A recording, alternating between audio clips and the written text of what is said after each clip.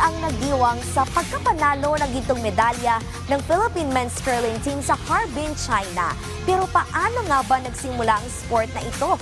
Alamin natin yan sa kay teammate John Noel Arante.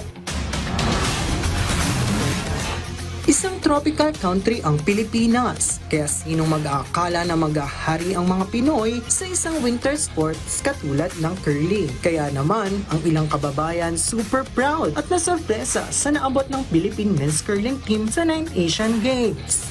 Very good kasi malaking challenge sa mga Pilipino lalo na sa mga Winter Olympics o Winter Games.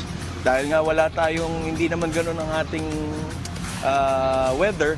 So it's a very big challenge. So congratulations.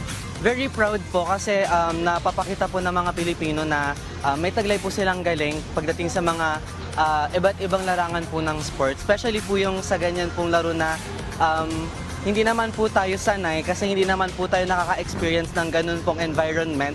Parang na-amaze ako kasi walang snow talaga sa Pilipinas. Kinukonsidera ang curling na oldest team sport sa buong mundo na nagsimula noon pang 16th century. Naging sikat ang curling noong 18th century at madalas nang laruin sa Scotland. Taong 1924, ang curling ay naging ganap na Olympic sports at naging parte na ng Olympic Winter Games. Sa Pilipinas naman ay ipinakilala ang naturang sports noong 2000. Nagtatag ang Philippine Curling Association noong 2006 para palawakin ang kaalaman ng mga Pilipino sa naturang winter sports. Ngayon ay naging tulay ang curling para makuha ng Pilipinas ang kanilang kauna-unahang gintong medalya sa Asian Winter Games. Pinatunayan ng isang bansa na tanging tag-init at taglamig lamang ang klima na kaya nilang makasabay sa ibang powerhouse teams tulad ng China at South Korea.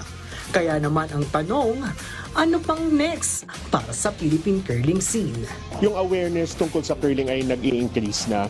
We will be organizing a Learn to Curl camp for Filipinos who are based in the Philippines and in Asia.